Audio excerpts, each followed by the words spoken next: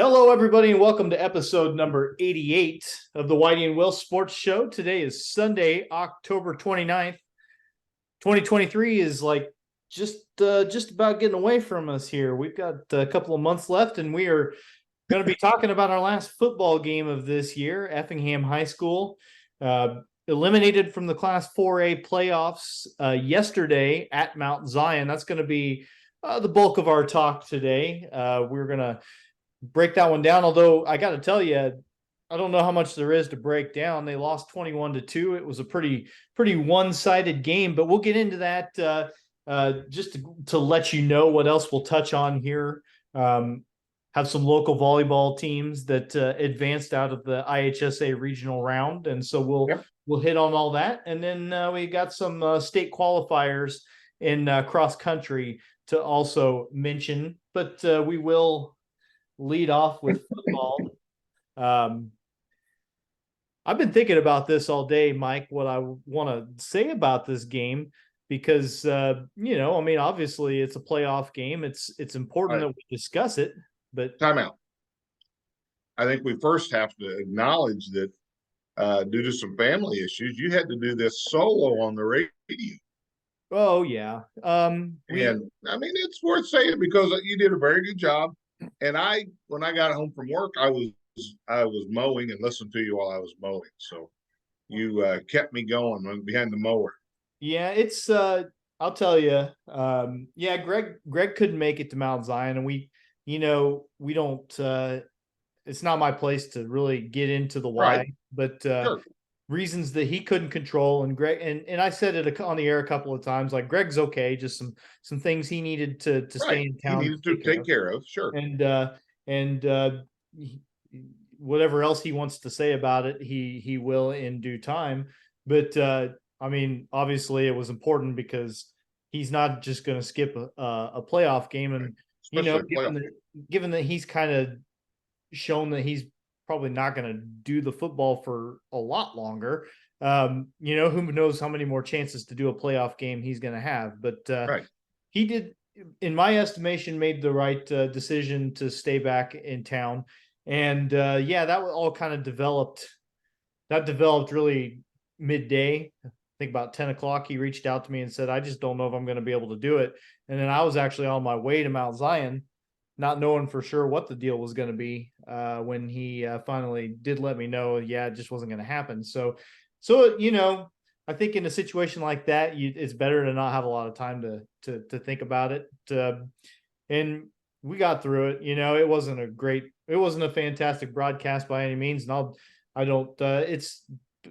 you understand once you do it why it's so important to have two people, because I agree. Somebody's got to fill all that air. You don't want dead air, but talking for 3 hours is to yourself. You weren't asking questions and answering them, though. No, I tell you, I got going and had kind of an idea about how I wanted to do things. I knew I wasn't going to be able to necessarily keep all the stats that I normally do and still be able to give keep people understanding what was going on in the game. But I came to realize a few minutes in that I was going to have to scale it back even more than I anticipated. But once we got through that opening rough patch and I got a couple of things goofed up early, it went smoothly enough. It was fine. Don't want to do it again. And like I said at the end of the broadcast, I know that when you tune in to those games, you want to hear Greg Sapp's voice, and nobody more than me. Okay, nobody wants to hear his voice doing the play-by-play more than me. So that was an experience, and I just wish it had been. I wish I'd had more. I wish it had been a better, a more interesting game, because I did feel like it was getting a little monotonous with me having to sort of say the same things a lot. But that's because, getting back to the game itself, Effingham just couldn't move the football. 120 some yards, 126 total yards of offense for Effingham on the day. They just couldn't just couldn't move the ball. Mount Zion, and let me tell you something. Weldon Dunstan ran for 180 yards against Mount Zion 2 weeks ago, and Effingham beat Mount Zion 2 weeks ago. Never trailed, beat them 21-14. Played their best game of the year when they had to. Their backs were against the wall, and they had to play their best game of the year. And this time around, couldn't run the ball. And you saw the plays that they like to run and the things they like to do, and you're normally successful with, and it just didn't work out. They did start the game by letting Gage Gillum, the quarterback, run the ball himself 3 or 4 straight times, just to sort of, I think, make Mount Zion think about that and not be able to just key in on number 7. But it didn't work. I don't. Right. And they did that at Muhammad, and that's where they were getting what ground they were getting was Gillum keeping the ball. And I thought, okay, they're trying to beat the scouting report. Right. And yeah. And you talked about Mount Zion's first possession, the Hearts getting them off the field. Mm-hmm. Effingham, and to be clear, before we get too far into this, Effingham's defense, for the most part, played really well. Yeah, I thought so. I mean, one of the touchdowns was a very short field after a turnover. I think like 14 yards. 14 yards. Yeah. And yeah, it sounded like they were playing really well. It really did. And when you've got that many weapons, I mean, to be honest, they kind of held Mount Zion to 14 again until that short field after the fumble. Which, okay, you scored 21 against them last time. You held them to 14 again pretty well. The thing, I guess, that they gave up a score right at the end of the first quarter, which that's no big deal. But again, they gave up a score right at the end of the half, and they've done that a couple of times this year where they've given up a score inside a minute, especially when they were going to get the ball to start the second half. That takes a lot of momentum away from you, and it's happened a couple times to them this year in key games. I mean, Mount Carmel, I think, did the same thing. They opened the game defensively really well. Got him off the field a couple of times, actually. Right. First 2 times. And Mount Zion didn't play anything close to a clean game offensively either. Like they had a ton of holding calls against them. Right. Yeah. I kept hearing penalties over and over. And which also, by the way, really brings a solo broadcast to a screeching halt when it's one guy sitting there trying to figure out what the hell the penalty is, before he can say anything else. Because what can you do? What can you say? You have to know what it is before you can really move things forward. So it's just dead Dustin, air. What did you see? Well, I thought I saw this. Well, what did you see? Yeah, I think there's one time there was an offensive pass interference and you weren't sure if it was going to be offensive or defensive. Again, you're just one step by. I'm still not sure whether it was offensive or defensive. I will tell you that the Effingham defender never once had any idea where that football was at. Okay. There was certainly contact. And actually, I think there's video of that game out there. Mount Zion has its own in-house production. So I'd like to go back and look at a few things. But yeah, Effingham got them off the field a few times. For the most part, limited like big plays, which when you look at the weapons they've got, they have a couple of really talented receivers that barely were involved yesterday. I mean, Braden Trimble caught his passes, and they actually used him as a running back as much as they. Yeah, I heard that. They had him in the backfield. Yeah, which was interesting because the first play of the game, actually, he ran the ball, and I thought it was their quarterback because I just, I just kind of assumed that I saw. So did he take a direct snap, or was it? He might have, because he threw another pass too. He will occasionally throw a pass, and he's played quarterback for Mount Zion in the past. Also, I think mostly out of necessity. But I mean, Mount Zion. This is a team that threw, like, Makobe Adams, their quarterback, came into the game having thrown for almost 2,200 yards, and 2 times Effingham has played them and really limited that passing game, which is not always a strength of the Effingham defense. But I thought like Gage Gillum did some good work in pass coverage. You know, you had Jacob Weaver busting up some plays. I thought that Effingham secondary did a pretty nice job, and obviously the guys on the line got into the backfield, got Adams Right. out Well, I of the heard him getting pocket. sacked. Yeah, I heard him got some sacks early. Yeah, they sacked him a couple times early. Uh, they did what they needed to do and forced some turnovers also and got some. I mean, Effingham Good got field position. good Yeah. field position a number of times. I believe it was 5 times that they had the football in Mount Zion territory to start a possession, and Well, and it's if never they, could get it in the red zone. yeah, but they just couldn't sustain Mm-mm. that drive. Now, on the safety, was that a intentional safety, or do you Yes. think the short snap? Nope. I look back. I did manage to look at the video of that play, and I'm convinced that they did it on purpose. And it makes a lot of sense if you think about it. You're ahead Well, 21 yeah, in the fourth quarter. You trade those 2 points to be punting from the 20-yard line instead of the back of the end zone. So yeah, in the I'm back sure of the they end did it zone on where purpose. you don't have your normal distance from your snapper to your punter. Yeah. And hey, my defense has kept them from doing anything all day. Let's put it on the defense again. Yep, he snapped that thing. I mean, and first of all, their punter is like He's six big, six six, nine. and that snap was 3 feet over his head. There's no doubt in my mind it was done on purpose. And again, it makes a lot of sense at the time. Like I kind of thought they did it on purpose, but it's hard to judge, Right. in the moment, for sure. And you don't get to look at a replay and be like, oh, well, that wasn't even close. There's no way that was an accident. Right. But yeah, they did that, and so that's how Effingham got their 2 points.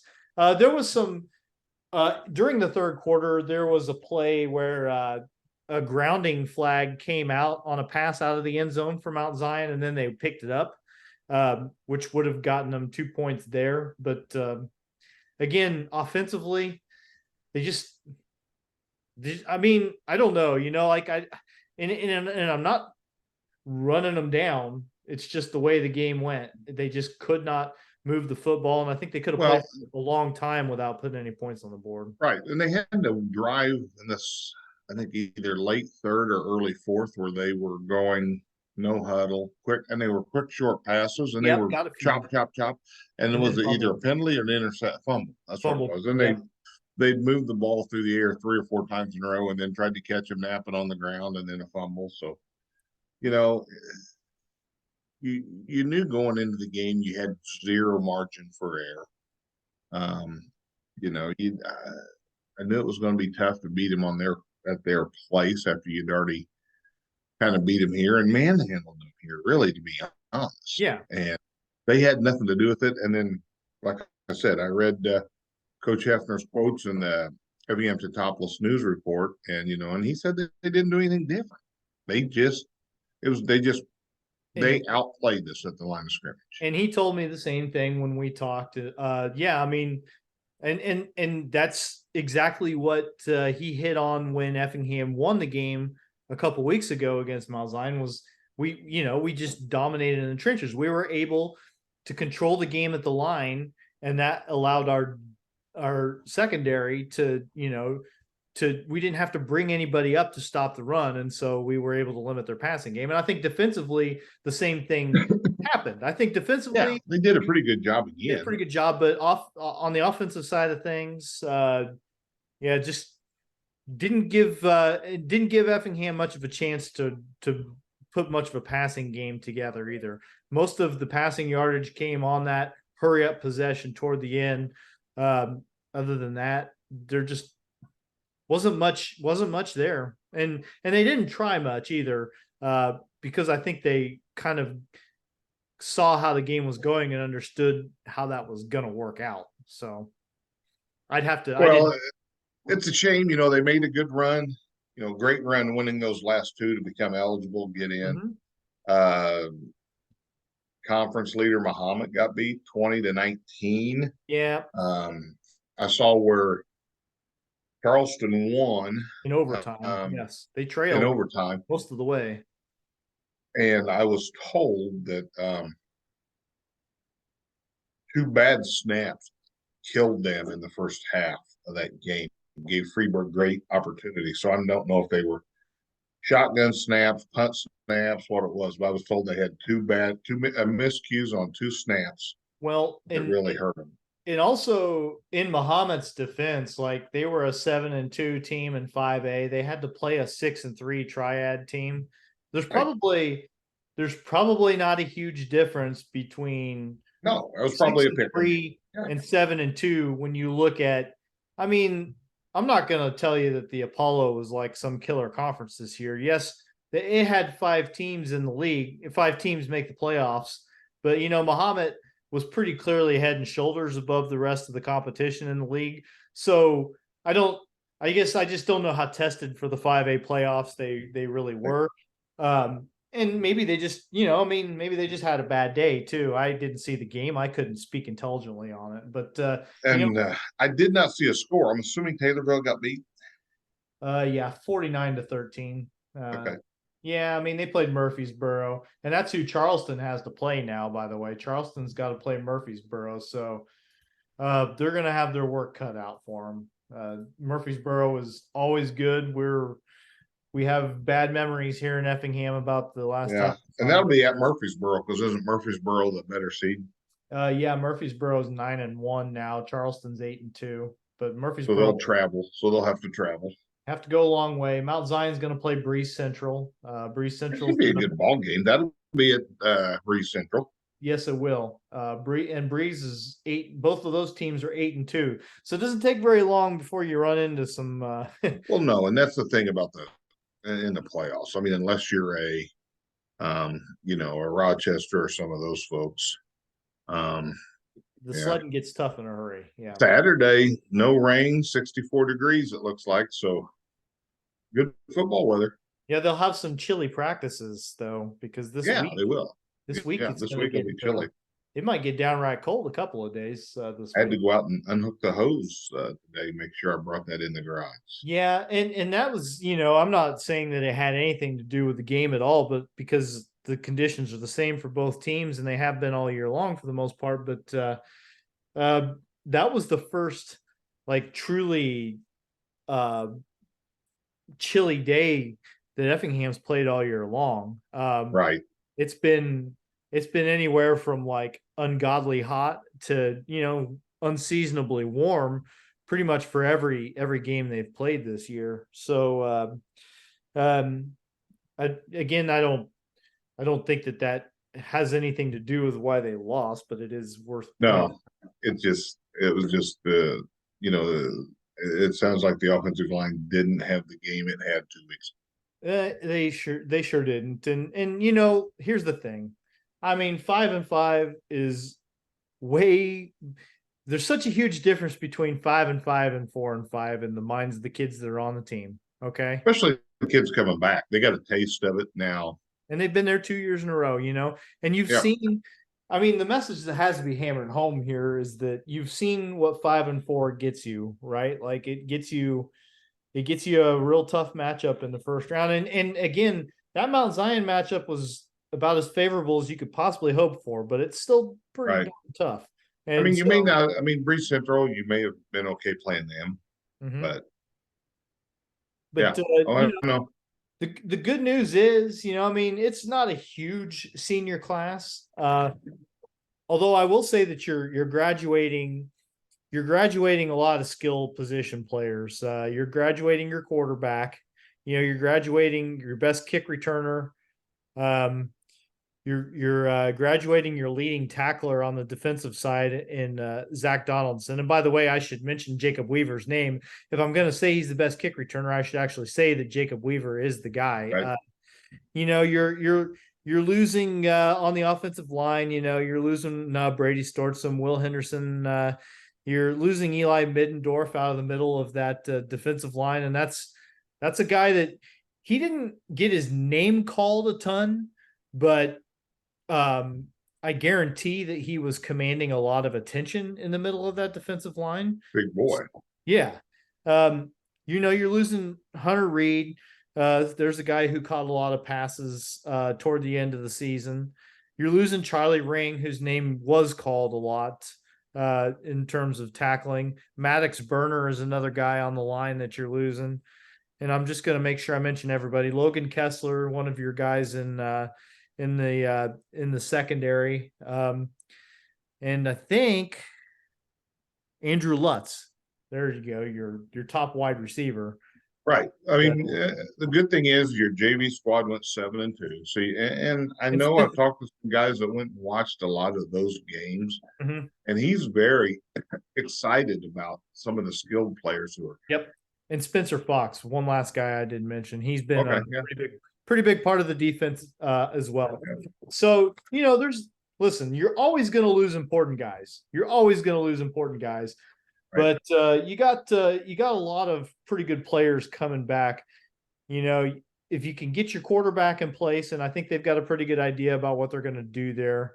At least that's the sentiment, the sense that I have gotten from things. Right. Then you go from there, and you're not. The thing is just looking at things. You're not getting killed in any one part of the field.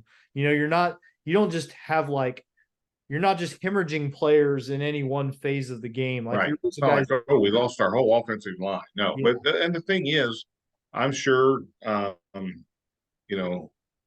weight room now, off-season work probably starts tomorrow. Maybe Brett gives them a week to, regroup before they get after it hot and heavy. But they left during PE. I mean, it's a wonderful setup the way they have it now, and it's just they'll put in the work.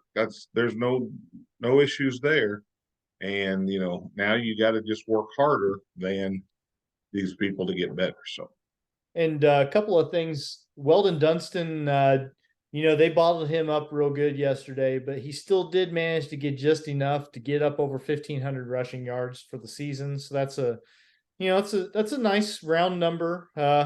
He's had I don't ever want to say that injuries are a fortunate thing, because they're obviously terribly unfortunate for the kid that suffers them. But Dustin got his opportunity probably a year earlier than he might have otherwise, at least to be with the Westendorf injury. And he's made the most of it, and he'll be a key guy to come back. Scored a lot of touchdowns this year and ran for a lot of yardage. They threw the ball to him once yesterday too, which was his first reception of the season. They threw the ball to him once in Centralia too. The pass wasn't quite there, but they, that's another thing that they're, they'll really need to figure out, I think, a way to throw the ball more frequently and more effectively next year in order to keep that run game open for them. And it sounds like their candidates they have for that position are pretty good at throwing the ball. Yep. But, the other thing about throwing the ball is that someone's got to go catch it too. And Lutz graduating is, a pretty big deal. He is their most experienced receiver. And there will be some growth that needs to happen in that area as well. There's always kids that step up and then become pretty good wide receivers. Well, pretty good defensive backs and pretty good this and that. And I said this at the beginning of the season when we talked about it. I say it all the time. People are going to ask me next September, or next August, I guess. They're going to say, well, how do you think the Hearts are going to be, And I'm going to say, I couldn't even begin to tell you, because these kids change so much. They change so much from year to year. So we will we'll hope for the best, but a lot of good stuff coming back, and it's always fun to get a chance to go do a playoff game. You'd rather see it. You'd rather see it than not. And they took care of business in those 2 games down the stretch when they needed to, and responded well to that. And this group should be commended for that. But by the same token, I know that Brett is going to say, boy, if we could have just not turned it over in the second half so much against Charleston, right? If we could have finished that game against Mount Carmel, we had to play in the end zone. 7-2. You're 7-2. Then who knows who you're playing in that first round. You may be playing on your home field, and maybe somebody that you can overmatch a little bit. And but that's, every team has what ifs, everybody who doesn't win a state championship has what ifs. And Yep, so it doesn't exactly mean that right. you need to focus on them. All right. So that's Effingham football for the year. Another good year. I think that's 12 for me on the radio doing Effingham Hey, football games, which I you're getting can't old, believe buddy. I'm old enough to be doing that. But to say those kind of Started numbers. when you started when you were 12, so I think you're. Well, I was in my 20s. Let's put it that way. Those are long gone. 30s are just about gone, by the way. I don't want to hear it.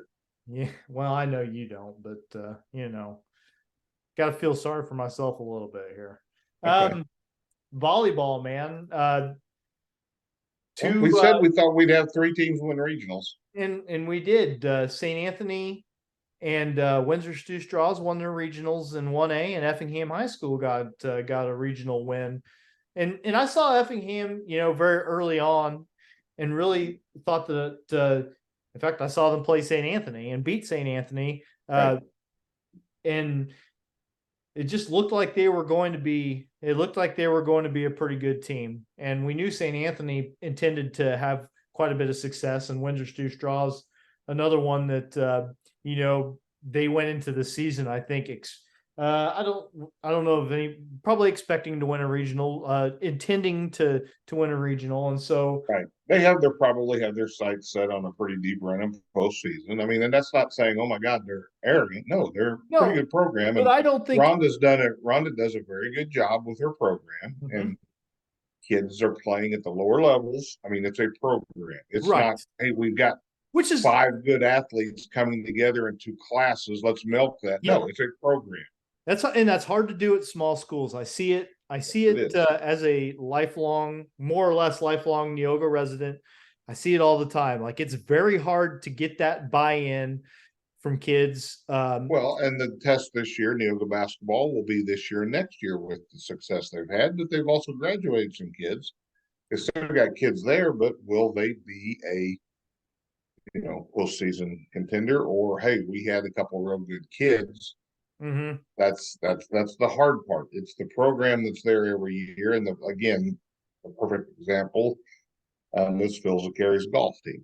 I mean, Mhm. they keep kids keep coming into the program and playing. Kids keep coming into the program and Yep. It's not it's a difficult thing at a small school. I mean, the numbers are your first of all, your numbers are limited. I mean, you're always going to have just so many athletes, but then, like, again, just getting those kids to start out in 6th grade playing something and stick with it, even when the playing time sometimes is not readily available. Like, not everyone gets to be a star right off the bat, and I do think people have more and more difficulty accepting some that. kids did give up. Oh, I didn't play as a freshman. I didn't get enough varsity minutes. I'm going to quit doing this, and that's the unfortunate part.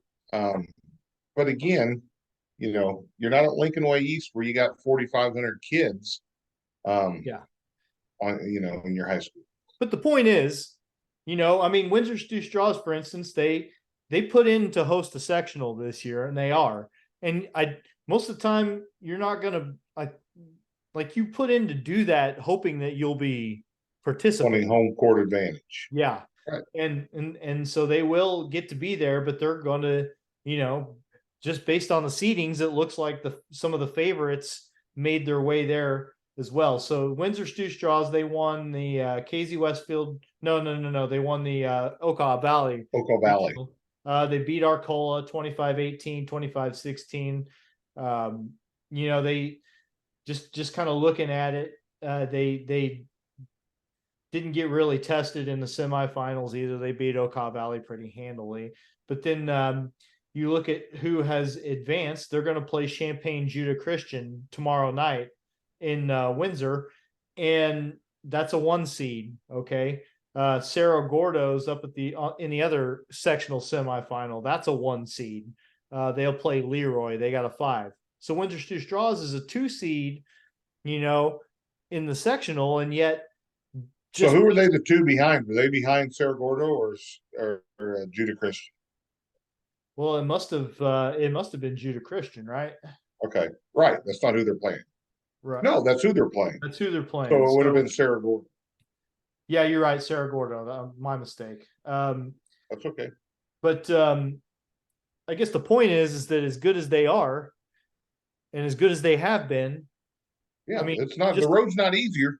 on paper, they're the third best team in that Right. section. So According, yeah, um, things go by chalk. Yeah, you're exactly right. And St. Anthony was the 2 seed or the they two were the, seed they at were their regional. they were the number they were the number 2 seed in their regional. They were the Right. 3 They seed, were 3 overall, and North Clay was 2, and they which beat North Clay. they had beaten North Clay twice. Now I don't Yeah. know if it was twice before the seeding meeting, but at least once before the Right. seeding meeting. Yeah. Uh, Yeah. and Who then knows I what mean, happened there? just thumped them in the championship game at St. Elmo 25-14, 25-11. So I don't know exactly what was going on with that, but some people got it wrong there. No offense to North Clay, but some people So got what? it wrong there. Where's their sectional at?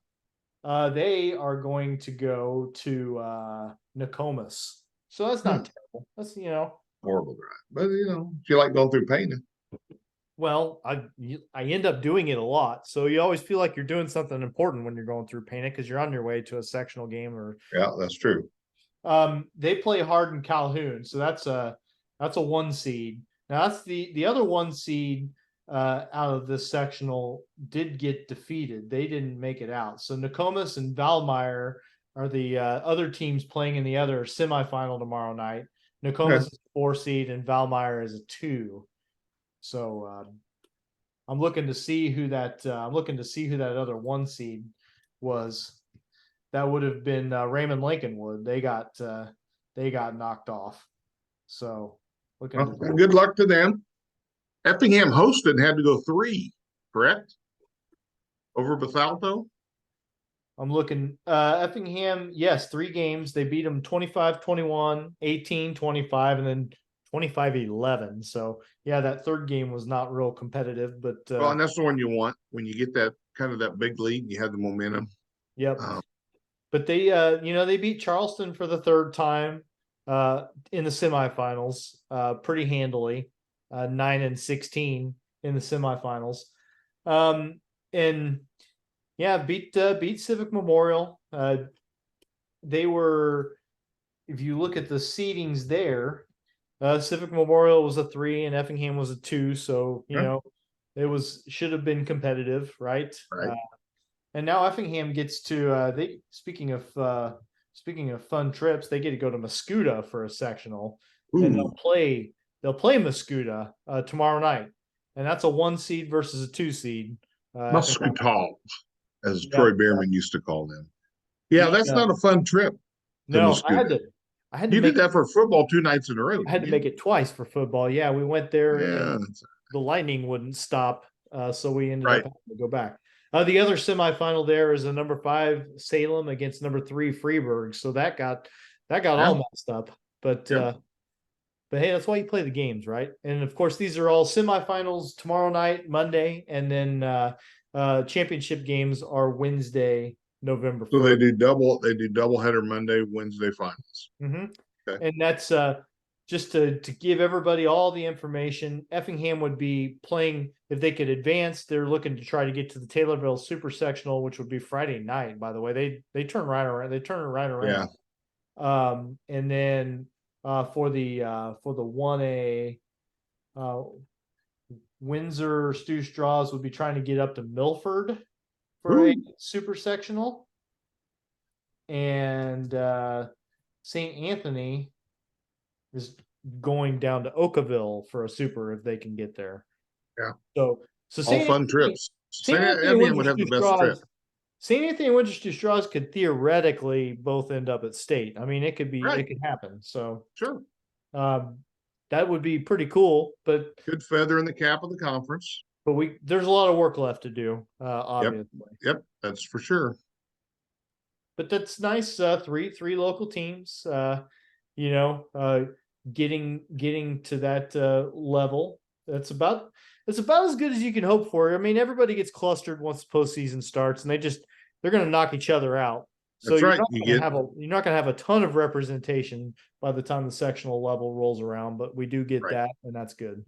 And then of course that leads us to our last topic of the day, and probably the one I'm least prepared to really say a lot about. But St. Well, Anthony, I had to give you the information for gosh sakes. well, that's true. I had seen Isabella Keller's times and realized that true to her last name, she was going to be a force, and she sure did when she won her sectional race on Saturday for St. Anthony, and St. Anthony qualified for state as a team.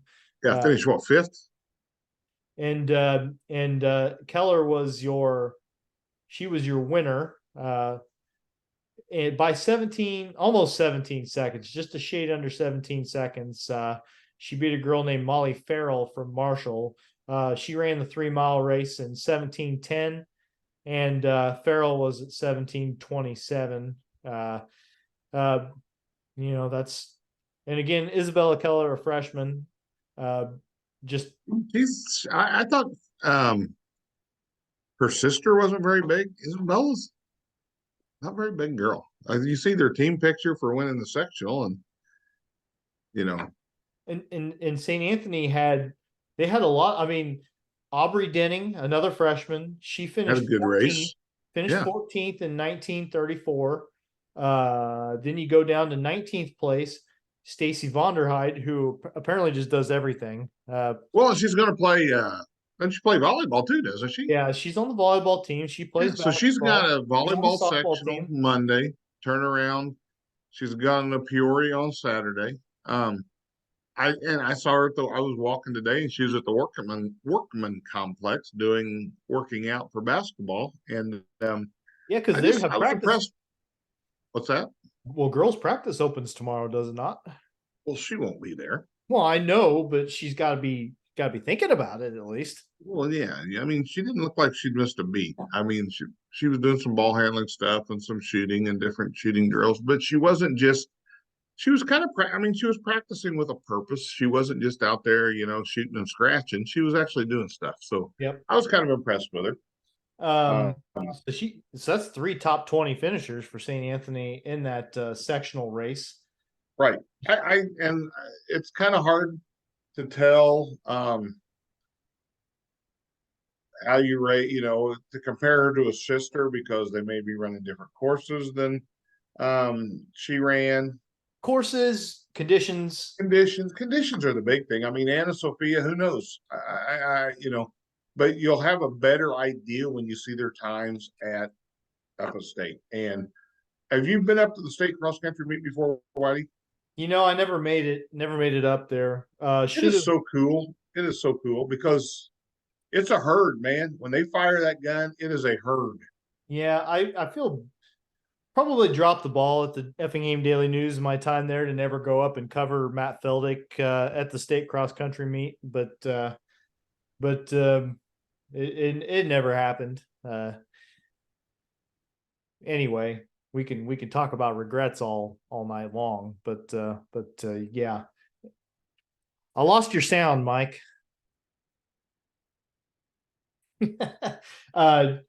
Mike was correct though. St. Anthony did finish 5th in this sectional race. All right, I'm back, Whitey. I didn't want to show my lack of. Are you nodding yes? Or are you checking?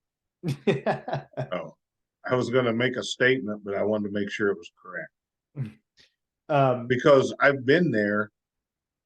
I had T-Town girls run when I was the athletic director, and this is how bad of a parent I am. I'm having to verify with my daughter that she ran one year because I think she was a freshman, Anna Sophia's senior year, and I think they went to the state cross country. This so race, by the way, I'm waiting. At what? The race was in Decatur, by the way. I don't think I said that. Oh, she never went in high school? Oh, well, maybe she didn't go. I thought she did. Maybe she didn't. I've seen the race, though, because I've been up there. It's cool. But again, St. Anthony 5th, Tolono Unity won it. Shelbyville, Robinson, St. Thomas more. St. Anthony was real close. They were only four places, 4 points off. You know how Right. to score it. So four Sure. four positions off, and then Clinton finished sixth, 8 points behind St. Anthony. So St. Anthony, pretty solidly in that top five, close to a fourth place, but it doesn't matter. The top, I believe it's top five qualify. So I think it's top 7. top seven, is that right? Yeah, I'm looking. Clinton definitely. Clinton at 6, Marshall at 7. Yeah, and Fairfield was 8th, and they didn't get any automatic. So there you go, top 7 out of the sectional. So I think, is it the top 5 out of the regional to get to move on? Maybe that's Top it. 7 of the region. Maybe it's top 5 out of the section. All right, I'm going to check here. You know, we talk about these things, but it doesn't mean we're experts. We just mostly want to say, we mostly want to get some names out there. We want to talk about these kids and the fact that they made this accomplishment, did this thing. But Yeah, I don't think they did. I don't think she made it. They got 6th in a sectional. Because Anna Sophia was a senior. Oh, wait a minute, that's her junior year. Let me go find it here, Whitey. I mean, this is about like you talking to yourself at the football game. Well, I'll tell you that T-Town had some kids running at this sectional as well. Diedrich had some kids. Neoga had some. I believe I saw Altamont in there. But I'm kind of scanning the top 20, 25. Not really seeing any local names until you got a girl from Newton named Lena Marshall that finished 31st, but not a lot of people finishing close to the top locally, unfortunately. But always good just to get that experience. Oh yeah, it is, and yeah, I will say that again, Isabella Keller, a freshman, and sometimes you see kids put those the Keller kids, not necessarily, but I do see a lot. Like, you look at the top of this leaderboard, and it's freshmen, and then 4 sophomores, and then also in the top 10 another freshman. Like, in some sports, kids just keep physically maturing and getting better as they get older, and by the senior year they're peaking. But cross country doesn't always work that way. Sometimes it gets more no, challenging right, as you get older, especially for the girls. I think just there's physical reasons for that. yep, But it didn't hurt Anna Sophia too much, and so I think Isabella seems to be, again, kind of built the same way, and so we'll see yep, how her career goes. But hey, she's a she's a sectional champion as a freshman. right. And then the Effingham girls, I believe, first time in school history they go as a team. Did I see that correctly? I don't know. I mean, that's a Dave Waltman question, but they qualified. My understanding, they qualified. I will if you give me a second here. Hey, Whitey, Yeah, your Bears are down 14-0, and your new savior quarterback just threw an interception. I mean, the thing is that you say my Bears and my quarterback, That was a bad pass too, Whitey. I'm not Uh, I'm not I had I'm flashbacks to my freshman year. That one. I mean, first of all, we're recording this while they're playing, which shows you how invested I really am in the whole thing. But Well, I just, I have it on here in the corner of my kitchen, and I just glance over every once in a while, and I like, oh, all right, so Effingham's girls qualify. Yeah, they qualify as a team. They finished 7th up at Jacksonville in okay, sectional. Their top finisher was Jessica Larson, a junior. She finished 25th in basically 18 minutes flat. Um, they had Bailey Summers in the top 30 as well. She finished 29th. She's a sophomore.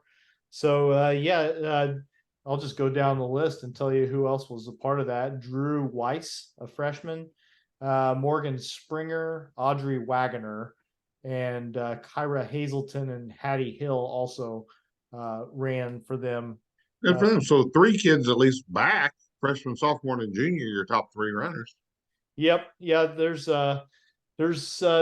that's always a nice, I mean, you don't necessarily hear like St. Anthony has had some pretty good cross country success over the years, Right. but 1A is a lot different than 2A. yeah, When you're a small 2A school in the 2-class system, it's kind of tough again because of the raw numbers.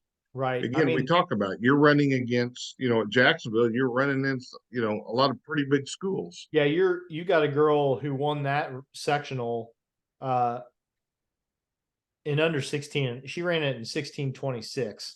Ooh, that's pretty good. Yeah.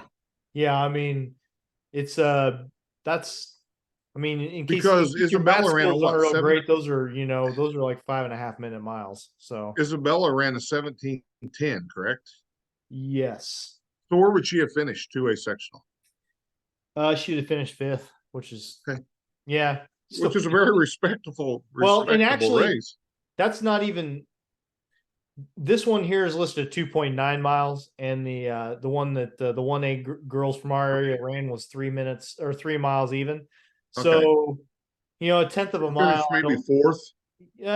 Maybe, but I don't know.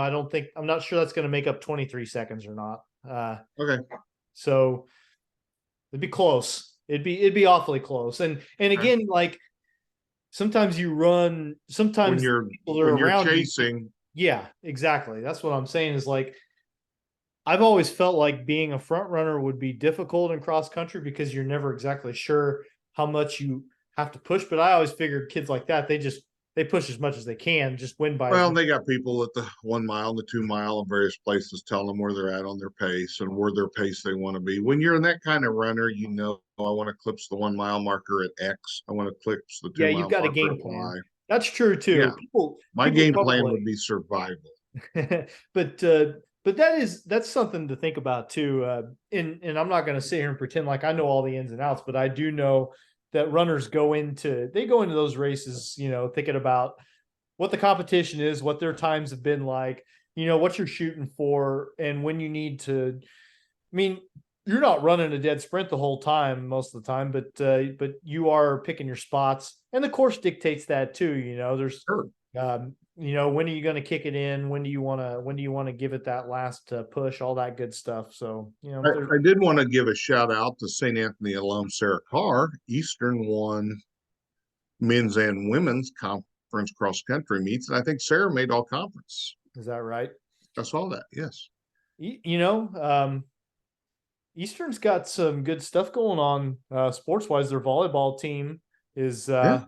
I think they're going to get to host the conference. They're gonna. I guess that's how it works. I thought I saw that tweeted out by by their athletic department. They beat they won a match Friday night that kind of clinched them in as the host of their conference tournament. So really, well, good for them. I guess it doesn't work like basketball where where that'll be in Lance Gymnasium. Spend a lot of time there. I have regrettably not found the time to go watch the Eastern volleyball team play, but the football team is winning more than it had. Unfortunately, the men's basketball team was in their coaches poll before the season picked last in the conference, which is not great, but hopefully they'll be able to improve upon that. And the women's team is in the middle of a good stretch. I just think give Marty a chance. I mean, I think it's so hard in today's day and age if you're not a Power 5. I mean, it's hard to get kids, and it'll be interesting. But yeah, Lance, and there was a place across the street from Lance. I think I spent more time in those two places than the library in my day at Eastern. Right?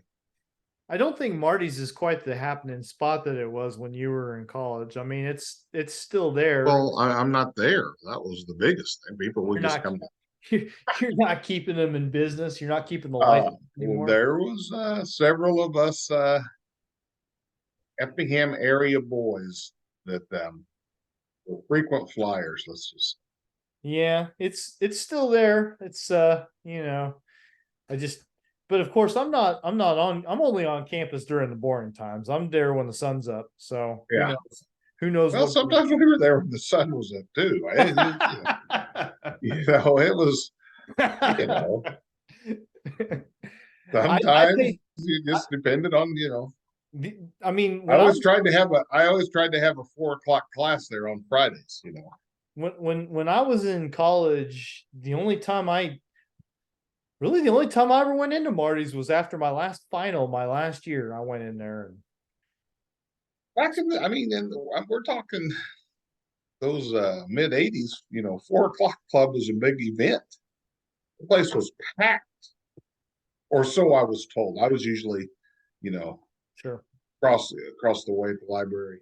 Yeah, the By the library pool. is right there. I'd be up on the second floor so I could see out some of those windows and see. Mm-hmm. Mm-hmm. Yeah, I mean, I don't know what else we got here. You watch any of the World Nothing Series? really I can think of. Oh, we had our T-Town golf banquet. I'll give a plug to them since I can. Sure. Give out. I had co-captains Hayden Jansen, Ethan Taylor, and Cole on towards the beginning of the year. Sportsmanship award went to Dylan O'Brien. Most improved Brody Taylor, who actually shaved 10 strokes off his 18-hole average last year. And then MVPs, I had co-MVPs, Colin Pennington and Isaac Weber. So give them a shout out. We're really, really, really looking forward to next season. Really looking forward to next season. Have you watched either of the baseball games? Have you watched either of the World Series games? No, I tried to stay up Friday night and fell asleep and missed the walk off by former Cardinal Adolis Garcia. Mm-hmm. I think everything I ever see in the St. Louis Twitter I follow, his real name is former Cardinal Adolis Garcia. Well, as much as I enjoy that aspect of things with him, what people forget or leave out with all that is that Texas DFA'd him at one point too before. Yes, yes, they did. So, you know, He had double chip on his shoulder, he's a late bloomer. He's a late and then bloomer. I was out with some. Was at a deer cabin having supper last night, and then when I got home, I saw the score was 9-1 late. I didn't bother watching that. I just went to bed. I'm Yeah, old. Merrill Kelly pitched really well in that game. My He wife and daughter abandoned me. They were in Nashville this weekend, so I could abandoned. have stayed. I could have been watching. I had the whole house to me and the cat, and bedtime, man, just conk. Well, I always have this the little bit of FOMO, with the baseball. I want to be able to talk about it. So I watch the games. Even I kind of tell myself I'm done with it. I don't need to see anymore. I'm disgusted with Start how watching. it's ended.